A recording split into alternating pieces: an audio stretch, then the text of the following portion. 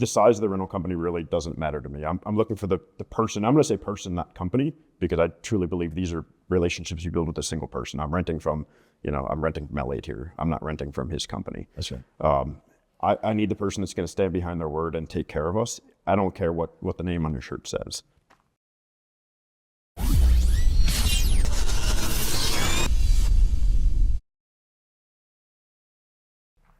All right, good morning and welcome to Shop Talk at the Show. We are excited to be here. Today's Shop Talk is powered by ARA. We're super excited to have ARA engaged with Shop Talk here at the show, live from Las Vegas. Elliott, great to see you again. Great seeing you, Good morning, John. sir. I'm excited to be here this morning. And I want to welcome John Kaye from Miller Brothers Construction in Ohio. John, thank you very much for being here. Yeah, thanks for having me. Thanks for bringing me out to Vegas. Hey, always fun. You know what? Yesterday at the Future of Equipment Rental, the contractor panel, I think just hearing your perspective on what's happening in the industry, what's happening on the job site, how rental plays into that, and how the industry can better serve you, I think really set the tone for a lot of the conversation that I heard outside of the event yesterday. So thank you for taking the time to be here and doing that. Yeah, I hope your membership found it useful, and I look at this as an opportunity to help you help me. So it's time well invested. Absolutely. Absolutely. Let me ask you one quick one. Since you sat up there on the panel, obviously we got a room full of over 400 rental people, OEMs, manufacturers. You're part of a 4-person panel. That panel is discussing the expectations that customers have of the rental industry. What was your biggest takeaway sitting up, like hearing other people talk where you went, he's right, I wish I would have said, like, give us kind of your synopsis of what happened. No, I think what was interesting to me is you had 4 different customers up there, very diverse in size and what we do, and the message was almost identical, right? We all had the same struggles, maybe with a different lens, but I hope that's what resonated. It's not it doesn't matter your customer, maybe how you approach them might matter, but it's the same challenges we're all trying to solve. And what do you think was the biggest thing that you wish the rental companies took away from that panel? I hope what they took away is that, we want to build partnerships. And part of that is we need someone that's on the other side of the desk or the other side of the phone that understands what we do as an industry so they can truly help us. That's exactly right. So are you looking for somebody who takes the time to actually learn what earth moving is, learn what underground utilities are, learn what a bucket size can and can't do? Is that what you shoot? 100%. I mean, learn what our guys do in the field, spend some time out there with them. I find that's something that, sales reps, they'll call us sometimes and say, is it okay if I stop by that job? And appreciate the heads up, but yeah, go out there and don't just go there and bring donuts and drop them off with a business card and leave. Talk to the foreman on site, ask, hey, can I hop in that haul truck and go for a ride and just learn about the job site? One, you'll learn about what we do, you can sell to us better, but more importantly, you're building a relationship not only with my team who's responsible for the equipment on the site, but for the project team that's building the job. 100%. That is spot on. That's a great piece of advice. How much does it matter to you, the size of the rental company and the solutions that they can provide to you? I mean, I hear loud and clear that partnerships are key, but how do you look at that? Yeah, the size of the rental company really doesn't matter to me. I'm looking for the person. I'm going to say person, not company, because I truly believe these are relationships you build with a single person. I'm renting from Elliott here. I'm not renting from his company. That's right. I need the person that's going to stand behind their word and take care of us. I don't care what the name on your shirt says. And then you come in with and I think everybody needs to know this about you, is one of the reasons why we wanted you on the panels so much and why we wanted you here so much, is that you have a unique perspective of that you worked as a branch manager with Herc Rentals, and now you've worked on the other side of it. So you got to see behind the curtain of the rental side. Yep. What do you wish, what is the biggest lesson you took away where you're like, now that I've been a branch manager and now that I'm working as a contractor and I'm in charge of all the fleet, here's the gap I wish everybody understood. Yeah, that was an interesting transition. And the reason I actually left rental was just because of that, because I felt like I knew wherever my career took me, I needed to learn more about the business I'm supporting. And unfortunately, my way of doing that was jumping ship and going to work for a contractor. But I learned so much and learned that it's not just a piece of equipment, it's a tool to get a job done, right? I tell people all the time, and my own team try to remind them, as a company, we're a heavy civil contractor. We move dirt, lots of dirt. We only get paid when the dirt's moving, right? There it is. So once that dirt stops moving, we stop getting paid, right? Our costs don't stop. Our costs are incremental. So, if we're talking about things like, why does the customer look back? How many times I get yelled on the phone because the delivery was late, and I'd go like, man, this guy's a prick, and over an hour or two, right? Yeah. And what does that hour or two mean to a contractor when they have a crew of 10 that can't work because a single piece wasn't on site when you said it would be? So what I'm hearing is it's not so much about the rate, it's about the value that you're getting from that rental. Yeah, I mean, the rate, we can't ignore the rate. The rate's important, but the rate's also more when it's a planned rental event. I want to focus on that. So if I know something's coming a week or two out, yeah, there might be some shopping, especially if we're entering an area that we're not as familiar with. We don't have that company that we normally deal with. But where you guys should shine, I would hope, at least from my experience in rental, where you should make the most money is when it's a 911 call. I mean, those are the jobs you want to win, right? Because at that point, rate doesn't matter to me as much. For sure. So that rental company, and we hear this all the time, is that responsiveness. That's the opportunity to really be a hero, right? And to fill in that gap, because you have your team out on the job site, you're paying them, and you don't get paid unless that dirt's moving. 100%. We look at it as when our fleet, and we own a lot of equipment, about 750 pieces of yellow iron, about 1,200 pieces of total equipment out there. 750 and 1,200? Yeah, so it's a lot of gear out there. And then, any given time during season, you might have 100 pieces on rent of various sizes. I mean, from skid steers up to haul trucks, so it's a wide breadth. I look at that rental equipment like it's mine, and I want my project teams to say, I don't care what name's on the side of it, it's provided by Miller Brothers, or it's provided by John. When my project team calls and says something wasn't on site, they don't care if it was me that failed, my driver that failed, or your driver that failed. I failed, my team failed regardless. So, would you do one thing, and I think it's important that everybody knows, the biggest expense on your job sites is what?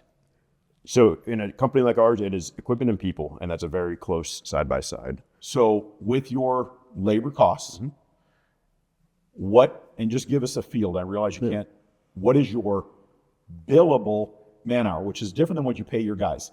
Pay your guys doesn't include tax, doesn't include insurance, so if you have somebody sit, or a team of guys sit, waiting on the rental company, what is your billable man hour? Yeah, being a union contractor, this is a scary number that we think about all the time. Our guys fully burdened between $75 and $100 an hour for an operator. There you go.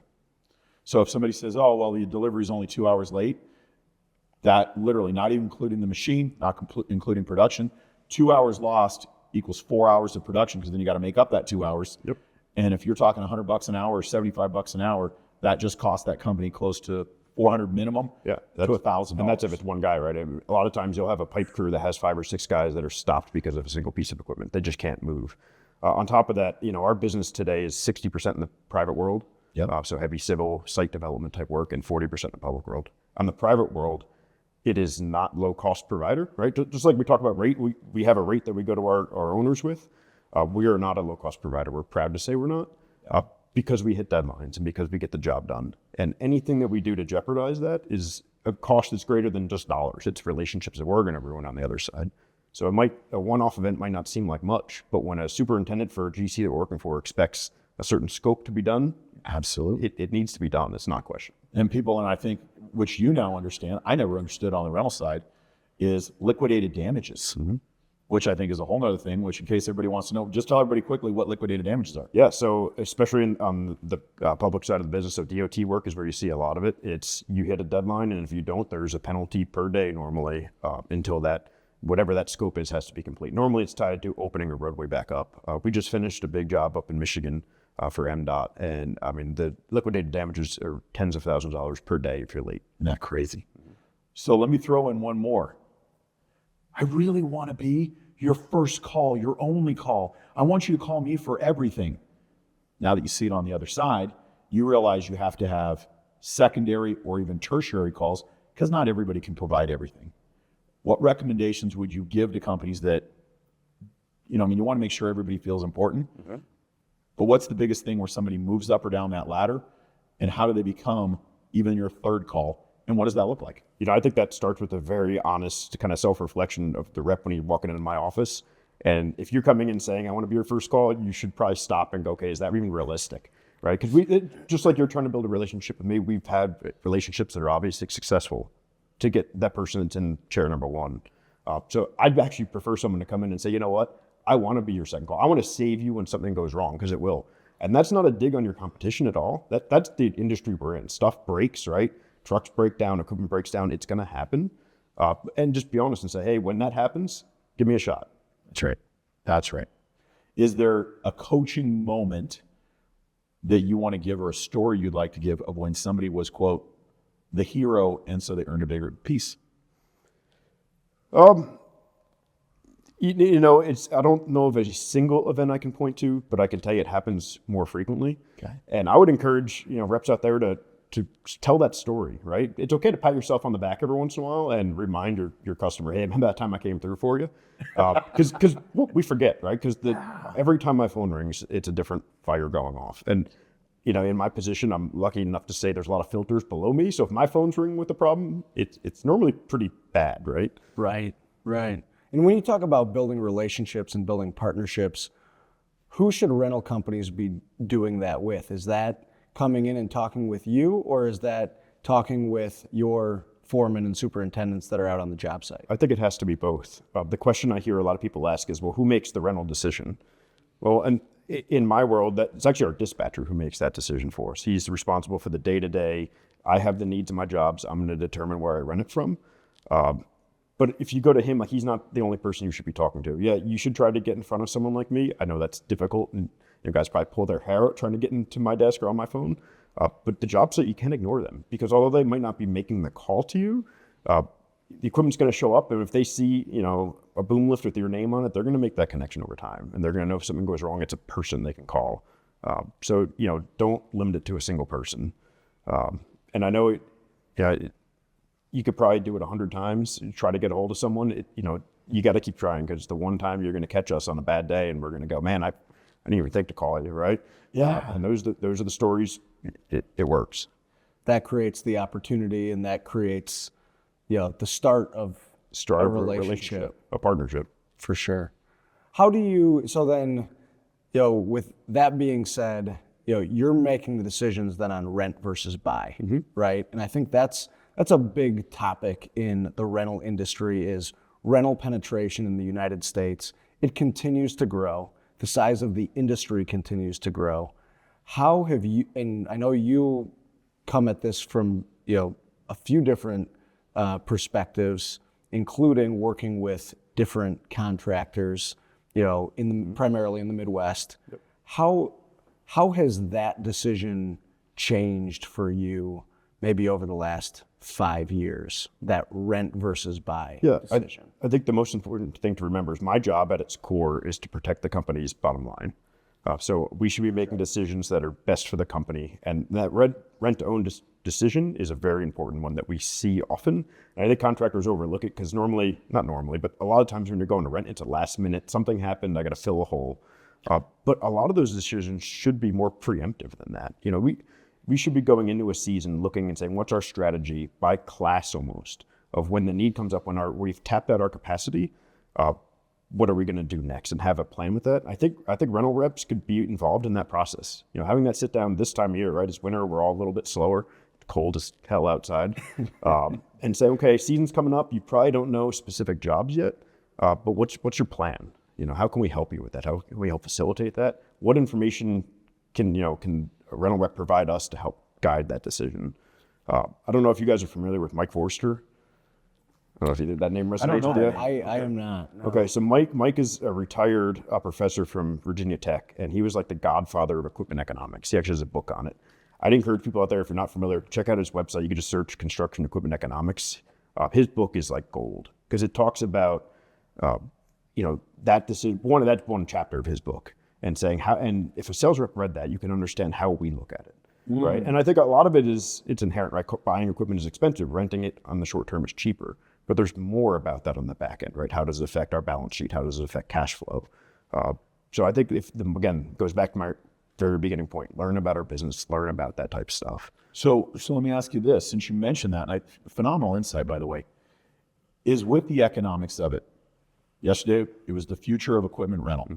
So we're talking about what the future brings. Everybody wants to project. What is your insight or your thoughts on, obviously you own a ton of equipment, I think literally and figuratively because it's heavy. What is the algorithm that you're seeing? What is the pattern that you're seeing where if we go back 100 years, 1920s, the Great Depression lasted 10, 20 years. Everybody knows that when the financial collapse happened of '08, it was really powerful for about 2 years. Then it was just all cleaned up. COVID, a global pandemic. Everybody's like, it's going to shut everything down. And even that was kind of back to normal within a year. Yeah, we had our best years ever. A lot of contractors did. Right. A lot of them did. Do you think that these bigger swings or more shorter swings is going to change the way you do equipment? Because you're going to have to be more reactionary. Obviously, COVID is super busy. Now we're kind of on a downswing, slowing down. How do you coach people on how to handle that? Yeah, I think the uncertainty of where we're living today will drive people to rent more. It'll drive us to rent more. It has to. Mike actually has a saying, I'm going to probably destroy how he would present it, but you did this, right? Yeah. What he would recommend to equipment managers today is we should be owning for the valley and renting for the peaks. Especially in our world, we can never rent 100% what we do, right? Our costs would be astronomical. And we wouldn't be able to find the gear or the specialized gear that we need. So we need to own for that minimum piece. And then when our demand peaks up, we go to rent, and it allows us to react much faster. It allows us to also be a lot smarter with the capital. I mean, none of us have unlimited capital out there, just like a rental company does. You get, sometimes you wish you did. I wish I could have extra, but you can't. So we have to spread every dollar as far as we can. That's right. That's exactly right. What economics are you looking at? And I know we talked a little bit yesterday about data, but I'm thinking more macro level economics that are driving, probably some of the equations and calculations that Mike covers in that book. So if we're talking specific about equipment economics, I mean, it's talking about true ownership cost. I think a lot of contractors need to have an honest conversation with themselves of what does it actually cost to own something, especially when you look at maintaining it. A lot of times it's, I know what the purchase price was. I kind of know, what it made, but when you drill down to it, equipment is really expensive. And end of the day, a lot of costs get hidden in other places. So you don't realize that. Companies who have a really kind of well-oiled machine and they have an internal rate that they're charging themselves and track their costs will know that. And a lot of times we should be renting because the numbers will pan out and say you shouldn't own this type of equipment based on how you use it. And every customer is different. So I think that's one thing to note. You can't just kind of blanket people and say, you should never own skid steers because John said so, right? Based on how we use a skid steer on a job site, it's not a production piece. It's more a utility piece, right? It's like the Swiss Army knife. We're putting brooms on them and forks on them. We're only using them a couple hours a day, but you have to have it, right? If you're going to own a piece and only get a couple hundred hours on it in a year, you shouldn't probably own it. So what are you guys doing? It came up yesterday. We're talking about the future. Everybody kind of made the comment of, we thought more machines were going to go EV, electric, environmental. You kind of dabbled into it a little bit of what things are going. What should people plan for? Because obviously, rather than buying those big expensive EVs, people are thinking, well, maybe we just rent them for a little bit and see how they factor into our job sites because they're a higher cost, lower maintenance. What are your thoughts on it? How is it going to play into the industry in the next 5 years? Yeah, I think you'll see a lot of what you just said, which is contractors wanting not to be the guinea pig up front, right? We're going to let you guys learn the lessons for us a little bit and the cost, because I think there's a lot of things we don't know. Cost is a big factor. We know what the upfront cost. We know there's a premium to the electric equipment. We don't yet know how that's going to save us on the back end, right? Because we could say, okay, you're going to spend less on fuel. Okay, but what infrastructure do I need to charge that equipment and keep it charged? We can say it's less maintenance because inherently there's less moving parts, but does it become a specialized maintenance where we have to have mechanics who are electrical technicians on top of just being? So there's a lot of questions we don't know. I'd love for you guys to figure that all out for us and let us know when you got it nailed down. But I think adoption is going to be I think we need to be honest and say adoption is going to be very slow. There are niche, use cases now that electric can work, right? We've seen that.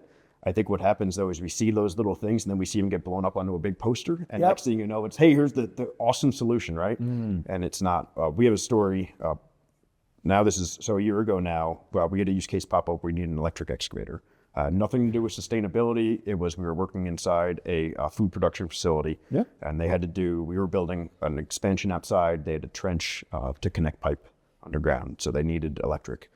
And we started calling around in one, and you start making those phone calls, and everyone's like, oh yeah, we got those in the fleet. And then you start asking like, well, when can I get it? Well, hold on a minute. We got to, got to dust it off because it hasn't left the yard or whatever the story is. Well, we finally got down to, it was the Volvo, and I can't remember the size class, excavator.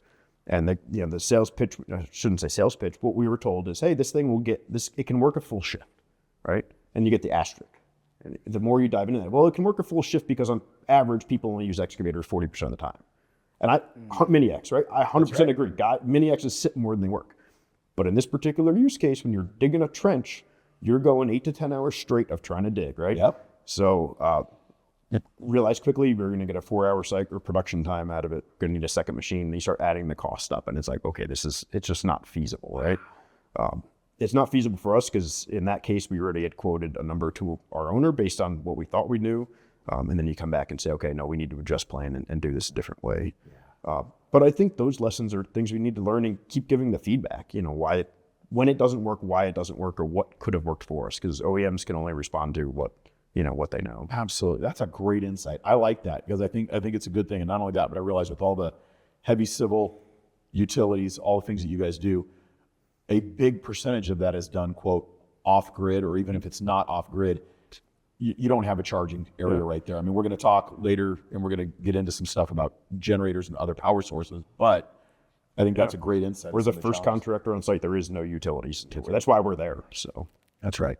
Perfect. And there's been a lot of talk about electrification and battery powered equipment. I feel like for at least 5 years within the industry and within the rental industry, because I think that rental is a good entry point for a lot of the OEMs to bring those products to market. But it's really important that, again, kind of going back to partnerships, right, that we're doing that in a way that, we as an industry understand what matters to you as the customer when we're investing in these assets, because the cost is higher for the acquisition costs, when you talk about that, is part of the decision that rental companies are making, every year when we have a budget. We're deciding what we're investing in equipment wise for the year, and going through that process the way that I did when I was working in the industry, sometimes you're making tough decisions because you're trying to decide, what assets are going to be good investments, and maybe what assets are going to be good customer investments from a partnership standpoint. And the two might not always sync up exactly. In fact, they almost never do.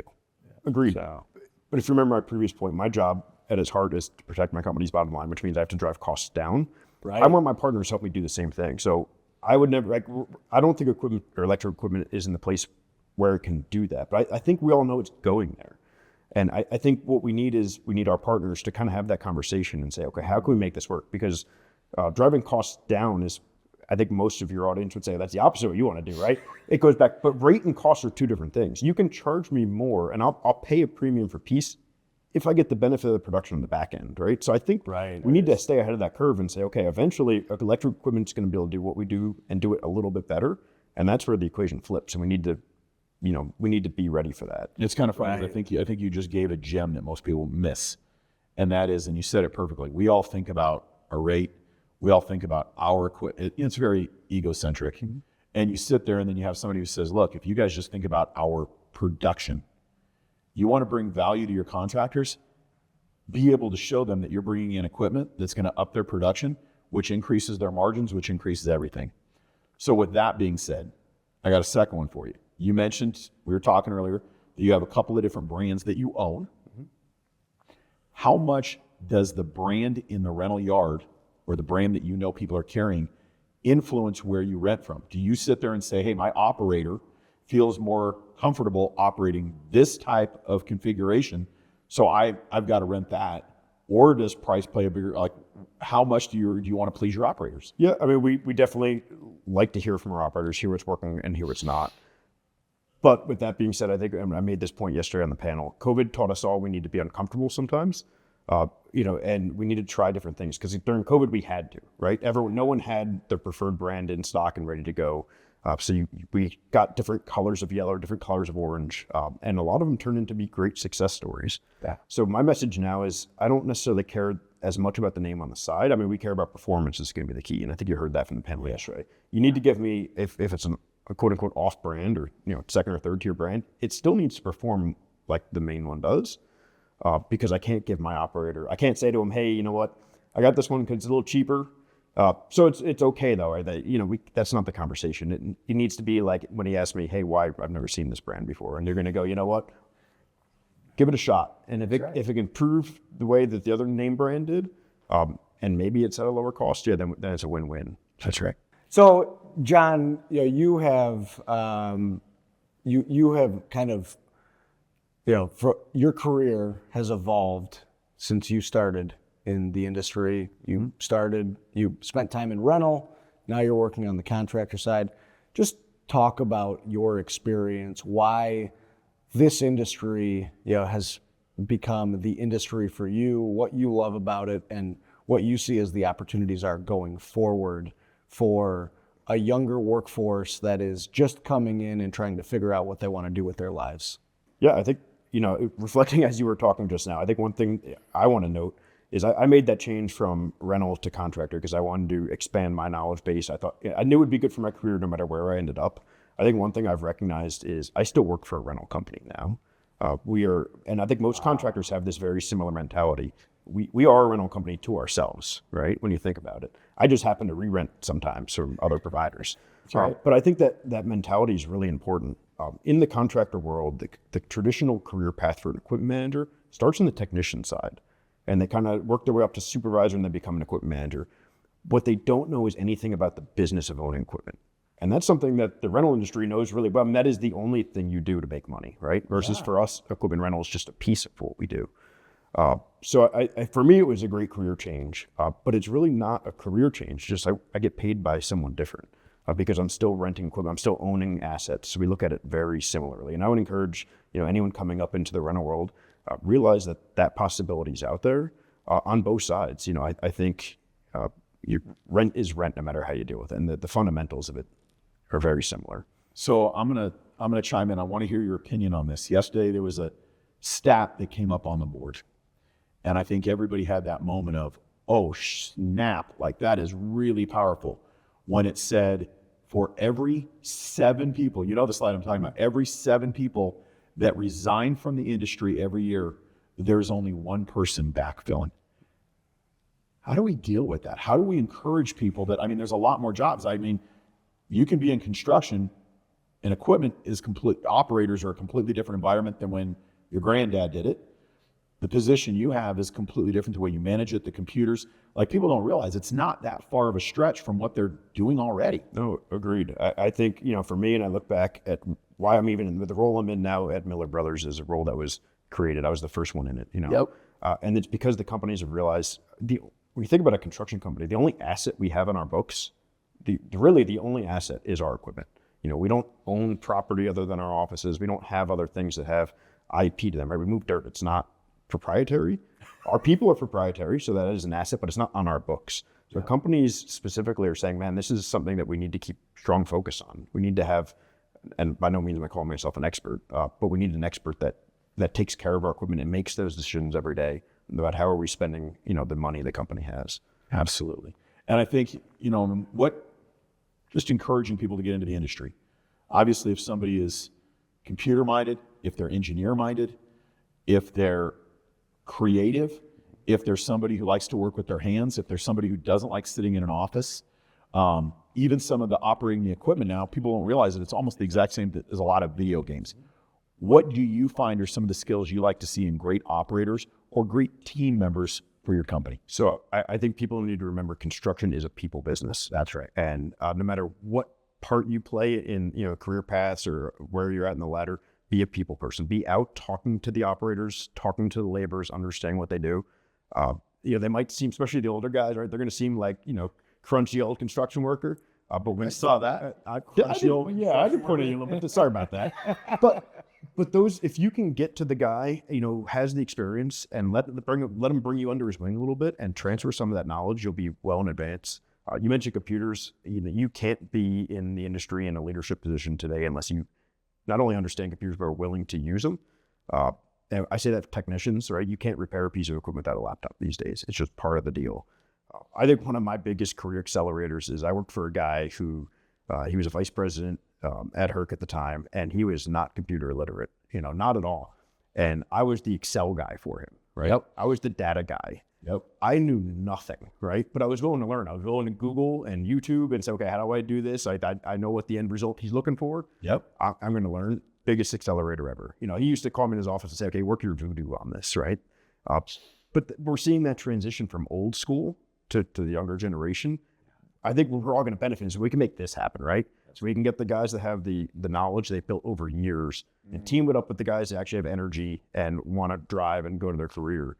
I think we'll do well. I love that. No doubt. Hey, one last topic, and I'm switching gears a little bit, but you talked about the only assets that you have on your books are equipment. And a huge issue that we're seeing in the industry, from a number of different angles is theft. And I specifically want to ask you about theft on the job site, what you're seeing, how that's impacting you, and what you're doing about it. Yeah, it's gotten, I feel like, really bad recently. And we have several instances in the past couple of months of theft on our job sites.